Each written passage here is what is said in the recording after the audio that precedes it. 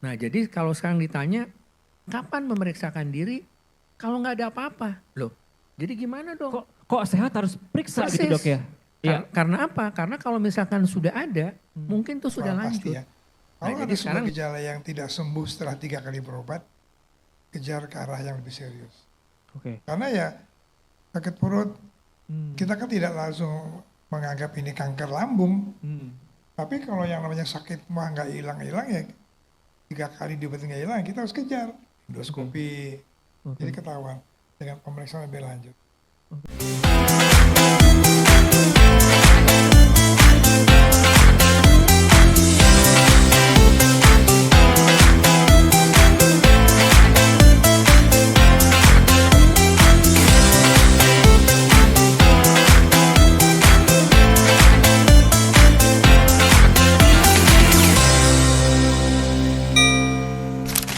Selamat sore, assalamualaikum warahmatullahi wabarakatuh. Selamat datang teman-teman di hari ini. Ini adalah rangkaian peringatan Hari Kanker Sedunia yang dipersembahkan oleh MSI Indonesia bersama Yayasan Kanker Indonesia dengan tema Understanding Cancer Through Art. Boleh tepuk tangan untuk acara ini? Terima kasih banyak, perkenalkan nama saya Adi Ramsyah Husin atau Adi yang hari ini senang sekali, banyak sekali pertanyaan, banyak sekali kalau anak zaman sekarang keponya ya tentang seminar pada hari ini. Dan semoga dalam acara ini kita akan mendapatkan banyak sekali ilmu baru karena seminar kita akan sangat menarik bersama dengan dokter ahli penanganan kanker. Sekarang kita akan masuk ke sesi atau seminar, aku mau bilangnya ini lebih ke ngobrol-ngobrol aja ya. Karena semoga dari obrolan ini banyak yang teman-teman bisa ambil dan bisa bagikan juga ke teman-teman. Dengan temanya adalah memahami kanker, menghapus stigma, dan mendukung penanganan tepat waktu. Nah, di sesi ini kita akan membahas sebetulnya gimana sih pola pikir yang benar. Nah, pola pikir yang benar tentang kanker dari mulai awal sampai bagaimana menyikapinya, bagaimana untuk memeriksanya, gejala awal dan bagaimana kita juga mungkin bisa menjadi support system yang adalah sangat penting untuk penderita atau yang sudah didiagnosa kanker atau pasien melawan kanker. Adi akan mengundang 2 narasumber kita, boleh nanti kalau aku sebutkan tepuk tangan dan silahkan langsung naik. Semoga penyebutan aku betul. Bismillahirrahmanirrahim ya, karena panjang sekali. Yang pertama ya, aku akan mengundang Profesor Dr. Aru Wisaksono Sudoyo, SPPD, KHOM, Finasim, FACP. Silakan Profesor Aru boleh naik ke atas panggung. Silakan Prof, dan selanjutnya aku akan mengundang Dr. Sonar Soni Panigoro, SPB, Subspesialis Bedah Onkologi, Empit Mars. Silakan dok, boleh duduk. Tepuk tangan sekali dong yang meriah untuk narasumber aku. Boleh diambil mikrofonnya, Prof dan Dokter, disapa dulu teman-teman yang sudah hadir hari ini. Apa kabar dok, Prof, sehat? Alhamdulillah. Boleh disapa dulu mungkin, halo semuanya gitu dok, Prof. halo semuanya. Wah, langsung dikisbai sama Prof Aru. Oke, Prof, jadi tema kita ini sebetulnya mungkin bisa aku tanyakan, aku mungkin bisa mewakili teman-teman yang awam ya, atau teman-teman yang mungkin nih belum tahu atau pengen tahu informasi tentang seputar kanker. Aku akan ke Prof Aru terlebih dahulu. Prof, aku juga ada ya teman terdekat aku yang vonis kanker gitu, cancer. Dia setelah melakukan beberapa screening ternyata dia cancer. Dan ini tuh sering banget ya dianggap sama mungkin yang awam-awam ini adalah semacam vonis akhir gitu, Prof. Kalau udah cancer, jeng. Kalau ada suaranya mungkin seperti itu. Nah, kalau dari sudut pandang dokter ahli apalagi Prof Aru nih ya, penanganan kanker, apakah tepat itu disebut sebagai vonis akhir? Apakah itu memang sudah akhir kalau baru divonis di awal? Prof, silakan. Pertama, Adi harus tahu, mereka yang di depan saya ini adalah guru-guru saya. Tepuk tangan dong untuk yang di depan sini. Wah. Karena sebagian besar adalah yang sudah melampaui pengalaman yang kami pun tidak mengalami. Jadi nggak terlalu awam-awam juga. Dan kami sebagai dokter itu belajar dari pengalaman kami mengobati dan mengawal mereka. Jadi sekali lagi terima kasih kepada Kampiun, yaitu kelompok penyintas. Dan jadi sekarang apa pertanyaan tadi? Pertanyaannya adalah, kalau kita flashback lagi nih, atau mungkin yang... Oh, vonis ya? Yes, vonis. Nah ini mereka mesti duduk di sini semua. Jadi memang pada waktu awal memang dianggapnya vonis tentunya, tapi vonis itu sebenarnya sebuah keputusan pengadilan. Nah ini enggak. Jadi setiap pasien kanker itu mempunyai pengalaman sendiri-sendiri. Oke. Kesulitannya sendiri, makanya amat unik. Nah, dipersatukannya keunikan itulah yang menjadi tema dari Hari Kanker Sedunia, United by Unique. Jadi kalau jelas mereka pun juga udah tahu bahwa bukan vonis. Bukan. Mungkin vonis saya bukan akhir gitu, bukan? Ya. Bukan vonis akhir. Ya. Oke, terima kasih jawabannya. Aku akan ke Dokter Sonar terlebih dahulu sekarang ya. Aku akan membacakan tadi seperti aku bilang di awal dok ya, 50% dari kasus kanker itu sebetulnya bisa dicegah dok datanya. Jadi apakah ini bukti ilmiah bahwa sebetulnya deteksi dini kanker itu sebetulnya bisa dan lebih bisa ditanganin gitu dok ya? Apakah betul seperti itu datanya dan menurut dokter seperti apa? Terima kasih. Pertama saya koreksi dulu tadi yang Prof. Aru. Tadi Prof. Aru kan ini semua adalah penyintas yang kami tidak mengalami. Tapi ada yang satu kami alami berdua. Prof. Aru curang, dia pakai topi. Sebenarnya kita berdua botak. Sebentar aja ya. Nah itu sebetulnya ada kami mengalami juga gitu. Dan susahnya nggak bisa kembali lagi. Nah beberapa teman itu bagus, maaf. Nah jadi kembali tentang tadi, apakah kanker itu bisa dicegah tadi. Nah memang namanya pencegahan itu ada 3. Ada pencegahan primer, sekunder, dan tersier. Pencegahan primer itu memang kita mencegah untuk tidak terjadinya kanker. Memang ini mudah diucapkan tapi sulit untuk dikerjakan. Apa itu? Pola hidup sehat, makanan yang sehat, berimbang, hindari faktor risiko. Kalau pencegahan sekunder itu dia sudah terdeteksi, tetapi kalau bisa kita cari yang sedini mungkin. Oke. Gitu kan? Sedangkan pencegahan tersier atau yang ketiga itu, kalau bisa kita obati dengan sebaik-baiknya sehingga tidak menjadi lanjut. Nah jadi kalau dikatakan bisa nggak dicegah? Sangat bisa. Oke. Jadi tergantung tadi yang mana. Jadi kalau kita kumpulkan tadi bukan hanya 50%, mungkin lebih. Tapi kalau khusus untuk yang tadi yang primer, jadi yang kita belum terdeteksi, kemudian jangan sampai memang itu yang tadi mungkin ya sekitar 40%. Kalau digabung mungkin lebih dari 50%. Lebih dari 50%. Ya. Oke. Prof. Aru, memang yang biasanya ke Prof ini apakah memang biasanya itu lebih banyak yang sudah mendeteksi dari awal atau memang sudah pada tahap-tahap yang wah ternyata nih sudah bukan di awal nih gitu, Prof, yang biasanya ke Prof? Ya kalau kanker itu ada 4 stadium ya, 1, 2, 3, 4, semakin lanjut makin tinggi angkanya. Pasien-pasien kami juga untuk seluruh Indonesia dan di banyak negara itu mereka datang 70% sudah stadium 3 dan 4. 70% sudah stadium 3 dan 4? Ya, itu karena deteksi dininya terlambat atau malah sama sekali nggak deteksi dini gitu. Oke. Jadi lebih banyak sebetulnya yang tidak terdeteksi dari awal gitu ya? Ya, tidak mendeteksikan diri juga gitu. Ya. Oke, nah berarti pola pikir seperti apa Prof ya mungkin untuk yang mendengarkan gitu ya, apakah memang harus mendeteksikan diri dari awal mempersiapkan atau rutin cek atau memang karena kita kan akan menghimbau untuk lebih cepat lebih baik gitu dideteksi dan ditanganin gitu. Prof silakan. Ya, jadi sebetulnya itulah moto dari Yayasan Kanker Indonesia bahwa kanker dapat disembuhkan. Kita pakai kata sembuh nih atau dalam bahasa Jawanya cure ya, sembuh. Kalau ditemukan dalam stadium dini. Okay. Nah karena itulah maka kegiatan atau pasien kami ini sekarang kecuali sebagai dokter yang mengobati, kami melibatkan diri dalam edukasi masyarakat dengan bantuan ini kelompok Kambiun itu adalah kelompok penyintas dan pejuang kanker yang di bawah naungan YKI untuk memberi edukasi ke masyarakat agar aware atau agar sadar adanya kanker, sadar untuk melakukan deteksi dini.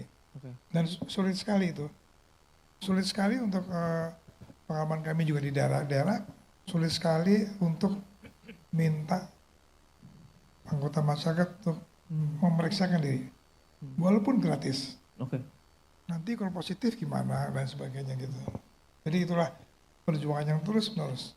Dan di mereka ini yang sudah mengalami, yang kadang-kadang lebih efektif. Mereka bisa memberitahu pada yang baru sakit, kami telah melewati itu semua dan kami sekarang masih berdiri tegak di sini. Jadi kuatkanlah gitu, kira-kira gitu. Boleh tepuk tangan untuk perjuangan memberi informasi untuk semuanya ya. Baik. Nah, berarti kalau ditanya kapan sebetulnya masyarakat atau yang di luar sana yang masih awam ini sebaiknya berkonsultasi, sebaiknya cek itu kapan ya, Dok? Mungkin bisa disampaikan. Karena kan mungkin ada yang kayak iya mungkin ini nanti mungkin kutip masih muda, nanti masih sehat. Ada kapannya nggak masyarakat ini sebaiknya berkonsultasi atau aware-nya itu mulai dari kapan, Dok? Nah ini yang sering orang kan bertanya, sebetulnya apa sih gejala kanker? Nah ini yang saya ingin rubah istilah ini. Karena jangankan orang awam, maksudnya yang non medis ya. Di kalangan medis sendiri, saya hampir ya 50% deh dari istri-istri teman saya itu datang tadi sudah lanjut. Kenapa? Karena nunggu sampai ada gejala. Jadi kalau ditanya kan, kalau kita baca di beberapa teks apa sih gejala kanker? Apa aja gitu. Kalau payudara misalnya bidang saya, nanti akan ada benjolan, mungkin ada keluar cairan, mungkin ada luka dan seterusnya. Nah sekarang memang konsep ini saya ingin coba kita rubah. Itu memang betul tanda-tanda dari kanker, tetapi itu sudah lanjut. Nah jadi kalau sekarang ditanya, kapan memeriksakan diri kalau nggak ada apa-apa? Loh, jadi gimana dong? Kok sehat harus periksa gitu, Dok ya? Karena apa? Karena kalau misalkan sudah ada, mungkin itu sudah lanjut. Nah jadi sekarang misalkan mau cari apa? Kalau untuk payudara ya paling USG atau mamografi kalau di atas 45 tahun. Kalau untuk usus kotorannya diperiksa. Untuk paru-paru di foto paru-parunya. Kalau untuk liver minimal di USG gitu. Jadi jangan nunggu sampai ada gejala. Karena kalau sudah ada gejala pasti itu minimal stadium 1 atau mungkin lebih.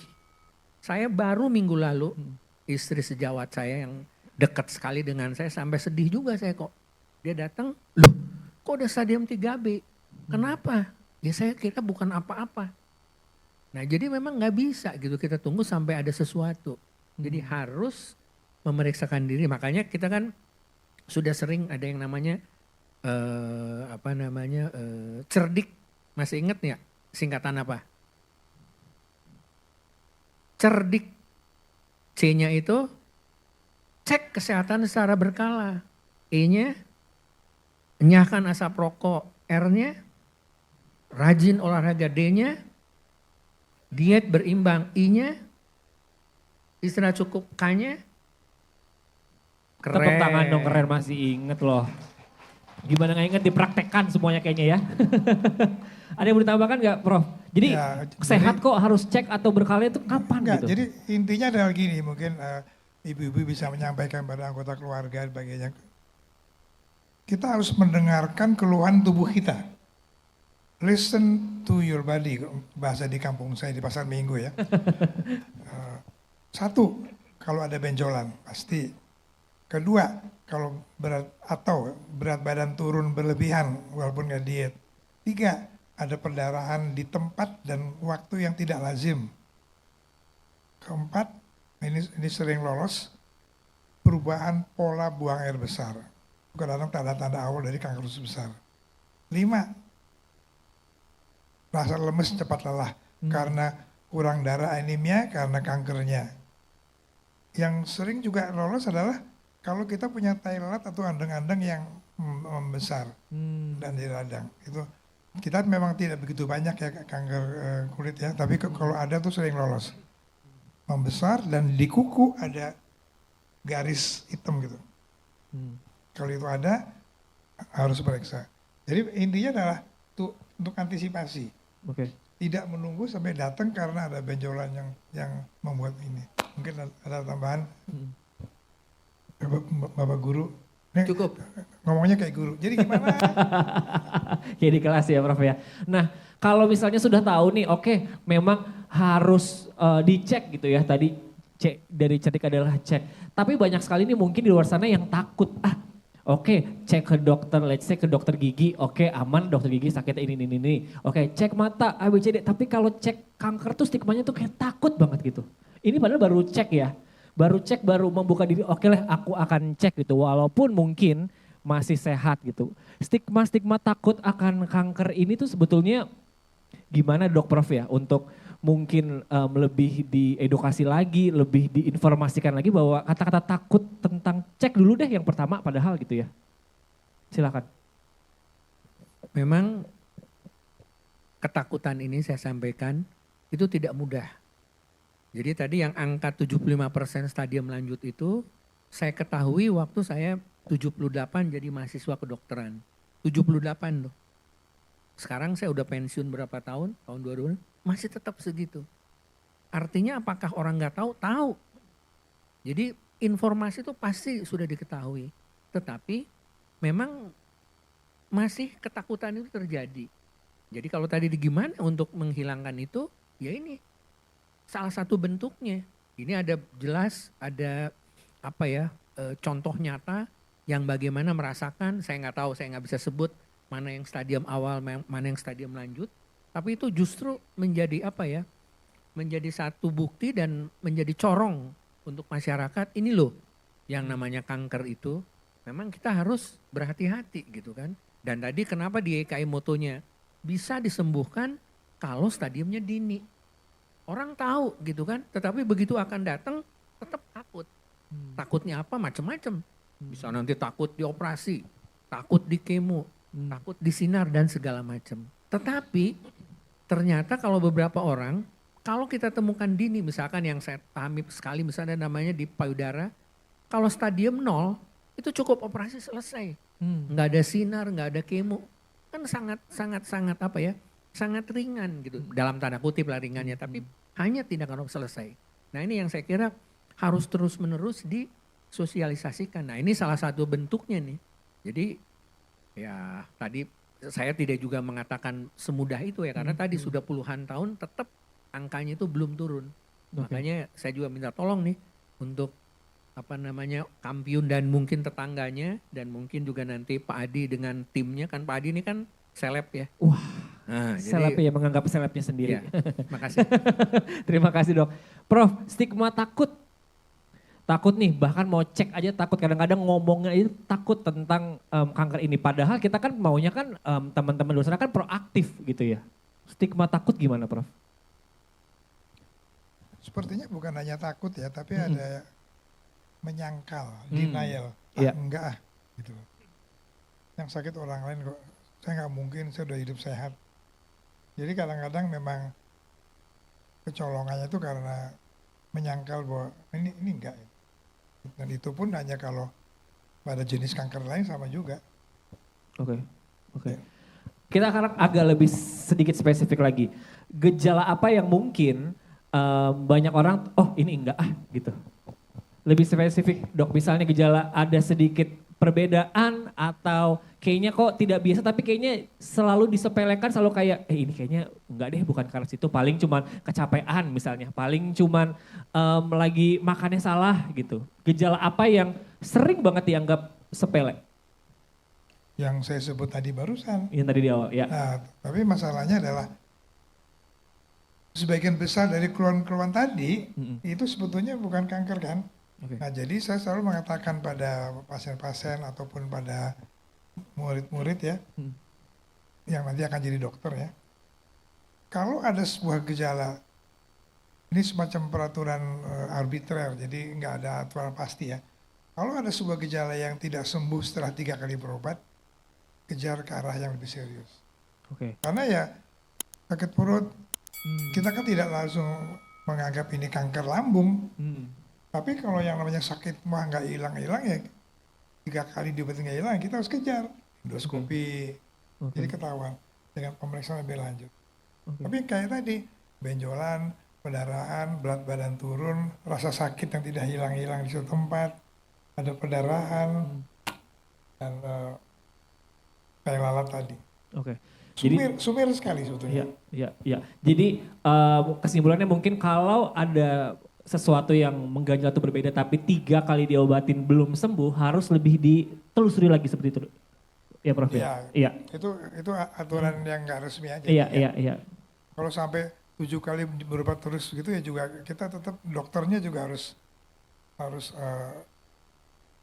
langsung menyalakan tombol emergency dalam ininya. Oh ini berarti harus tombol alarmnya udah harus bunyi tuh setelah 3 kali. Jadi kita mesti kejar. Lebih alert lagi. Oke, terima kasih. Dokter Sonar, sama dok pertanyaannya. Gejala apa yang biasanya sering dianggap sepele? Oh ini bukan, ini mah stres aja atau apa gitu dok? Boleh lebih detail lagi silakan. Jadi yang paling sering yang baru aja ketemu saya 3 minggu lalu, sariawan. Sariawan. Jadi sariawan yang tidak sembuh dalam 4 minggu harus dicurigai itu kanker. Dalam 4 minggu? Iya. Oke. Jadi itu baru aja saya 3 minggu lalu. Dia nganggap sariawan jadi diobati. Pindah ke dokter ini, pindah ke dokter ini, pindah ke... Jadi tadi kalau dikatakan 3 kali bukan 3 kali lagi itu udah. Tapi karena dokternya kan baru sekali. Pindah ke dokter ini sekali juga. Pindah tapi itu udah berbulan-bulan. Jadi datang udah. Banyak pasien yang shopping. Ya, itu pindah dokter. Jadi nggak selesai itu masalahnya. Jadi kalau tadi pakai istilah Prof 3 kali, enggak. Saya baru sekali kok, ke Prof Alu sekali, ke saya sekali. Jadi sariawan dok ya? Iya, itu dan juga hati-hati. 4 minggu? Ya, itu kita bicara kurang lebih juga ya? Kita bicara kanker lidah ya. Iya. Kanker rongga mulut. Ya. Selain itu mungkin ada lagi dok, apa yang mungkin dianggap sepele lagi? Adalah nyeri pada payudara atau benjolan payudara yang dianggap itu hanya hormonal. Itu juga sering. Jadi harus, memang kalau ditanya ya, berapa sih kanker payudara wanita yang ada benjolan atau sakit? Memang sih 15% kejadiannya gitu kan. Tapi kalau misalkan dia, kan kita nggak tahu apakah dia nih masuk yang 15 atau 85% tadi. Cuman karena kita nggak tahu ya harus periksa gitu. Karena kita kan nggak bisa mengira-ngira tadi kalau asumsi mudah-mudahan saya yang 85. Ya kalau dia 85. Kalau masuk 85 kan jadi kecolongan berlanjutnya. Makanya jangan menganggap enteng. Apalagi kan yang sering misalnya infeksi pada payudara itu pada wanita menyusui. Kalau yang menyusui infeksi itu masih saya bisa mengerti. Tapi kalau udah tidak menyusui 40 tahun ada infeksi, hati-hati. Itu mungkin tanda dari kanker. Jadi jangan menganggap jadi kalau ada infeksi pada payudara itu dianggap hal yang biasa. Itu juga harus hati-hati. Oke. Pertanyaannya kalau misalnya sudah kita tahu nih gejala-gejala yang mungkin suka dianggap sepele. Nah sekarang gimana ya untuk masyarakat luar tuh tidak menunggu sampai berminggu-minggu, tidak menunggu sampai wah kayaknya udah berat nih, baru option-optionnya itu adalah wah berarti harus cek atau screening kanker gitu.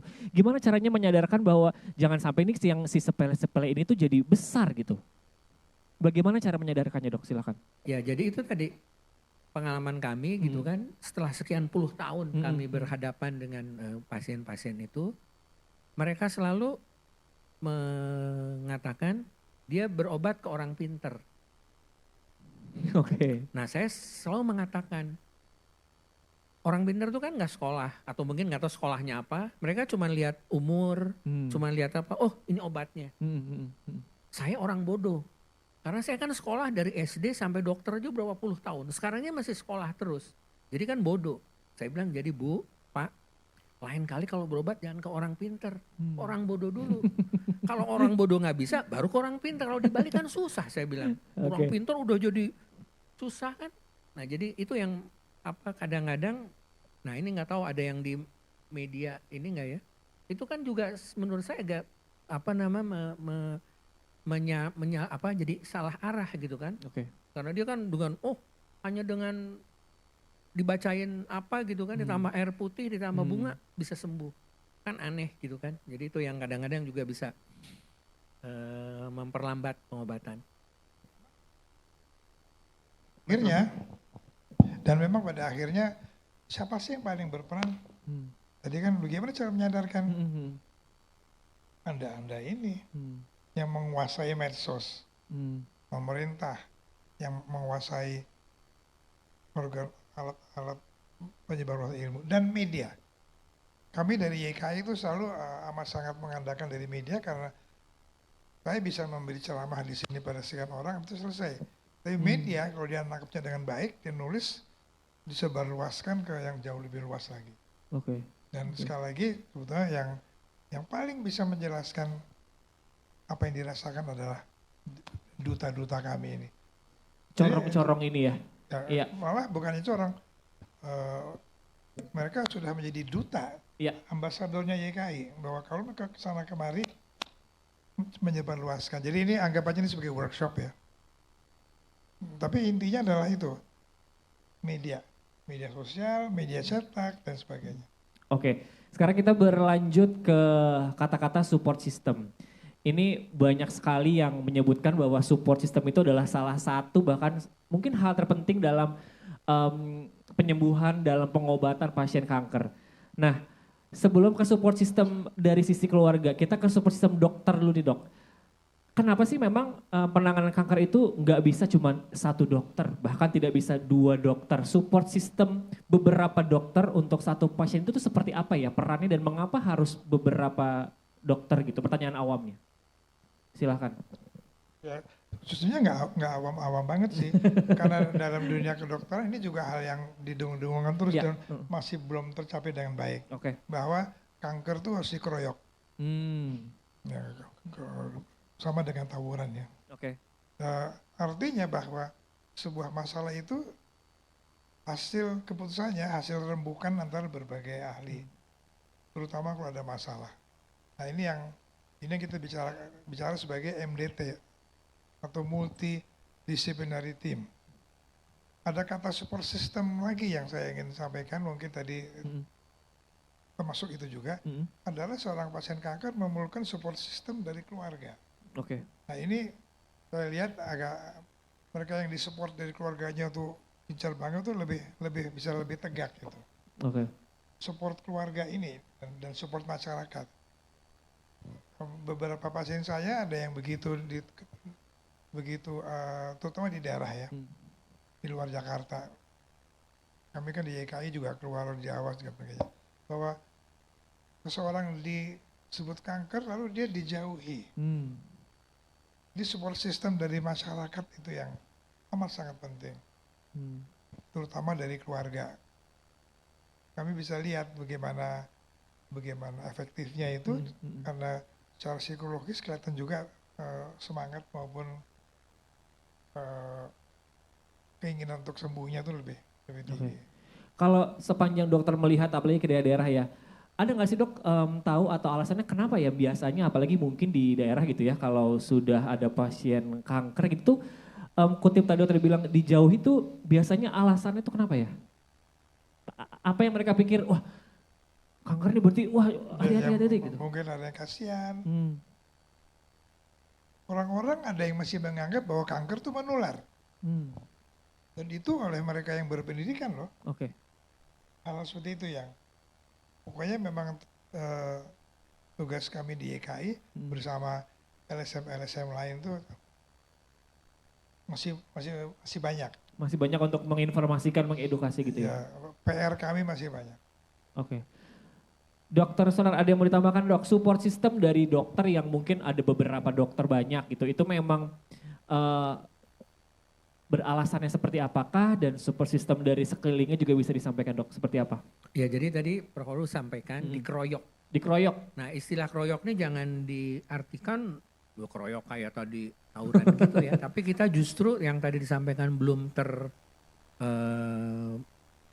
terlaksana dengan baik itu harusnya kan pasien ada di tengah, kemudian dokternya itu di sekelilingnya. Jadi memberikan pelayanan. Nah masih banyak sekarang yang pasiennya itu muter. Sendiri-sendiri ya. Ya, jadi datang ke bagian radiologi, datang sana terus muter-muter.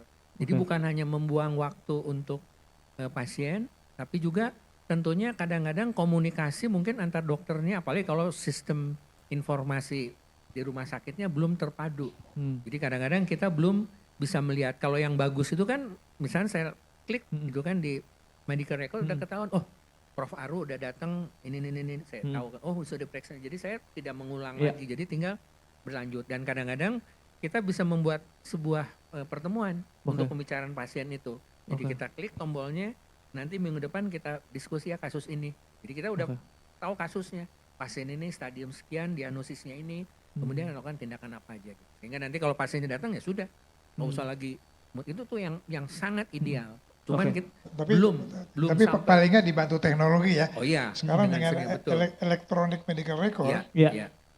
di beberapa rumah sakit kalau saya buka pasien, lalu saya lihat sebelumnya pernah dokter ini, saya tinggal buka. Iya. Oh dokter ini nulisnya ini, jadi agak lumayan sekarang. Iya, Walaupun nggak komunikasi. Kayaknya seperti yang Prof lakukan tadi di ruang tunggu juga Prof ya. Sempat meeting juga ya bahas pasien tadi di ruang tunggu ya. Jadi kapanpun ya membantu mengeroyok itu ya. Betul. Oke. Nah kemudian tadi untuk support system jelas. Untuk yang dari keluarga itu sangat penting. Karena kalau tidak kan pengobatan kankernya sangat mahal. Ya kalau dia ada asuransi. Asuransi pun beberapa tidak juga bisa mengcover pengobatan yang terkini.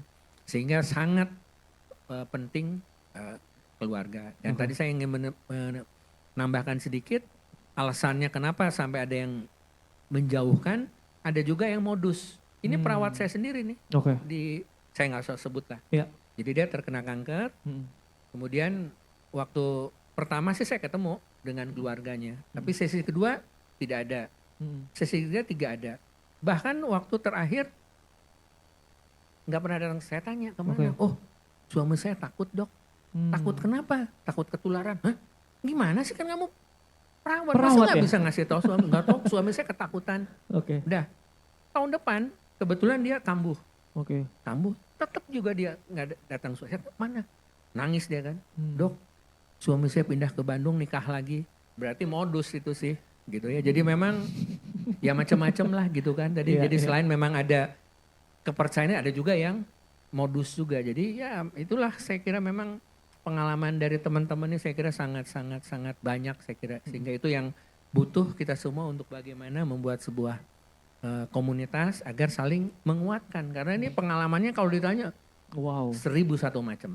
Ya, Tadi Prof Aru sudah menyinggung tentang teknologi di dunia medis ya. Tadi katanya, wah lumayan nih, udah ada beberapa yang sekarang tinggal cek aja udah bisa langsung kecek dia sudah melakukan apa aja, udah dicek sama dokter siapa aja gitu ya. Nah, aku akan ke fasilitas kesehatan yang berhubungan dengan teknologi nih sekarang Profnya. Sebagai dokter bedah, mengapa sih sebetulnya akses fasilitas kesehatan, apalagi ini nggak usah dulu deh Prof yang modern-modern gitu ya, untuk akses para masyarakat deh itu penting banget spesifik untuk penanganan masalah kanker ini. Mereka bisa mengakses, bisa cek, bisa tahu itu seberapa penting dan sekarang tuh perkembangannya sudah sampai mana ya, kemudahannya atau mungkin kendalanya gitu Prof. Silakan.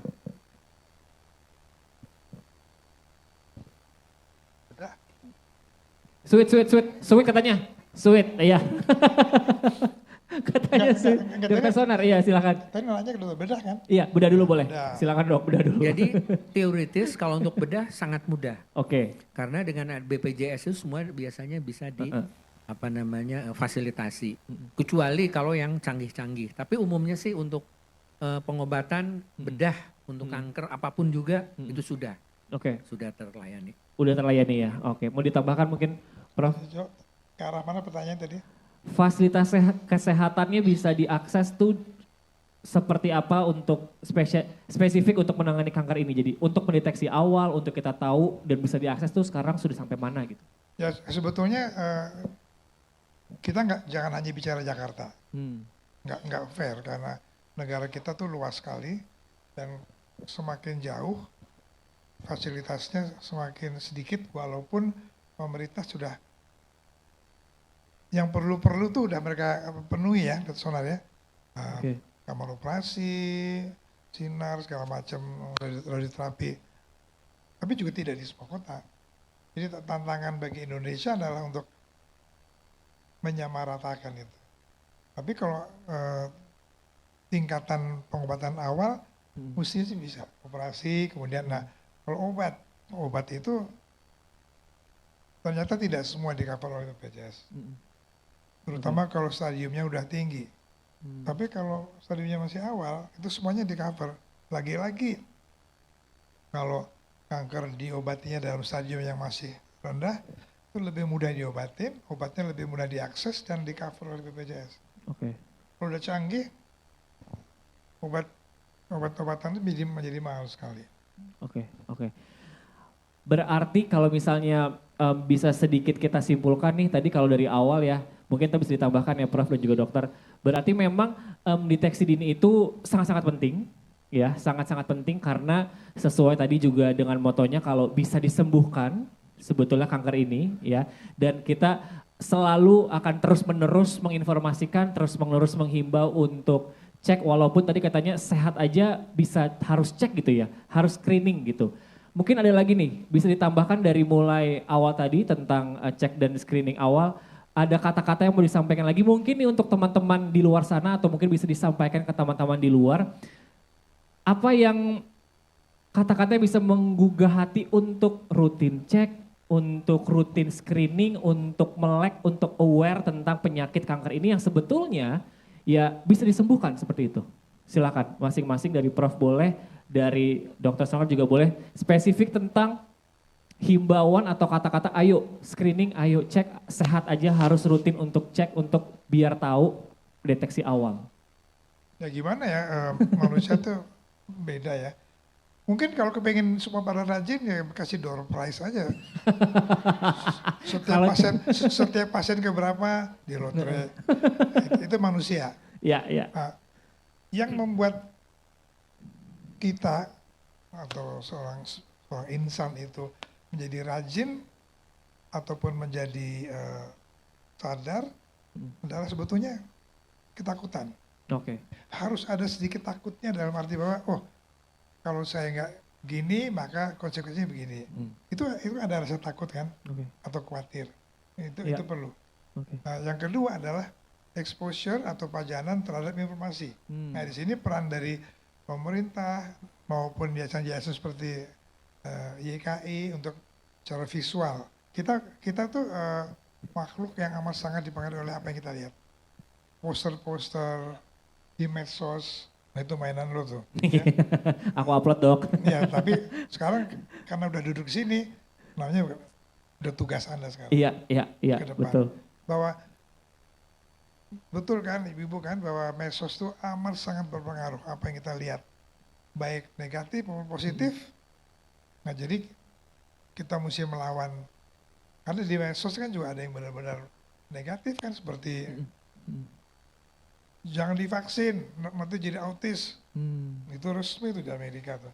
Jadi intinya adalah bahwa kita harus ada rasa khawatir bahwa kalau tidak melakukan ada konsekuensinya. Dari mana kita menimbulkan kekuatan itu? Dengan informasi. Itu very important. Lagi-lagi bahasa di pasar minggu ya. Very important. Terima kasih Prof. Dok, setuju ada yang mau ditambahkan? Harus ada sedikit ketakutan dan kalau tidak melakukan akan ada konsekuensi. Ada yang mau ditambahkan lagi biar tergerak gitu dok? Silakan. Jadi gejala kanker stadium awal tidak ada. Jadi pereksakan secara berkala. Singkat, padat, tepuk tangan boleh. Wow. Sekali lagi kalau aku bisa ulang, gejala awal kanker itu tidak ada. Ya dok ya, jadi cek skala secara berkala. Ya, Mungkin menjelang terakhir nih, kesimpulannya adalah bahwa sebetulnya kanker itu bukan akhir, tapi ini adalah kondisi medis yang sebetulnya bisa diatasi dan bisa disembuhkan gitu ya. Dok, terakhir, boleh kesimpulan dari obrolan kita hari ini tentang stigma, tentang yang mungkin yang belum mau cek, takut gitu ya. Apa dok kesimpulannya dari obrolan kita bahwa sebenarnya tuh yang bisa kita sebarkan, yang bisa kita upload, yang bisa kita chat di grup tuh apa ya dok ya? Kesimpulannya hari ini. Apa yang harus kita suarakan? Ya pertama lagi-lagi ya moto YKI adalah bahwa kanker kalau dapat disembuhkan, kalau ditemukan dalam satu pertama. Tapi saya sering mendapat pertanyaan dari pasien, dok, ini dengan stadium seperti ini sudah nggak ada harapan ya? Jawaban saya, dan ini yang saya selalu sampaikan pada calon-calon dokter, calon-calon ahli kanker, jawabannya adalah bukan kita yang mengeluarkan suatu keputusan. Itu yang penting. Bukan kita yang mengeluarkan SK. Tapi kita juga diberi akal untuk berusaha. Dan tidak ada kata-kata tidak akan sembuh, tidak akan kata-kata pasti sembuh, yang semua itu ada di tengah-tengah. Jadi kita bicara persentase. Udah berapa pasien-pasien saya yang katanya stadium 4 tapi masih lalu lalang, dan kadang-kadang yang nganter ke prakteknya itu yang meninggal duluan. Jadi lagi-lagi bukan kita yang mengeluarkan SK, tapi yang mengeluarkan SK itu juga akan menuntut supaya kita tuh berupaya. SK-nya maksud bisa diubah. Jadi sekali lagi itu, kita jangan kecil hati, jangan hanya memikirkan mengenai harapan atau tidak ada harapan, karena lagi-lagi kita adalah manusia religius semuanya, se-Indonesia ya. Tepuk tangan untuk Prof. Aru. Dokter Sonar silahkan, apa yang kesimpulannya harus kita suarakan setelah selesai dari acara ini, mau kita sebarkan, mau kita informasikan ke teman-teman di luar tuh apa? Jadi banyak ditawarkan pengobatan-pengobatan kanker mulai dari yang medis sampai non medis. Nah, cuma saya bukan egois ya karena saya medis, tetapi karena setahu saya gitu kan pengobatan kanker itu lebih banyak keberhasilannya ya setelah ditangani oleh medis. Nah, sehingga kalau boleh berobatlah ke pengobatan yang memang medis dulu. Nanti kalau medis nggak bisa baru cari orang pinter, jangan dibalik gitu ya. Karena kalau sudah orang pinter biasanya kami susah. Tapi kalau kami dulu mudah-mudahan hasilnya bisa lebih baik. Terima kasih. Amin, tepuk tangan dong. Jadi kesimpulannya berobatlah ke orang-orang bodoh ya dok ya. Tepuk tangan sekali lagi untuk Prof. Aru dan juga Dr. Sonar.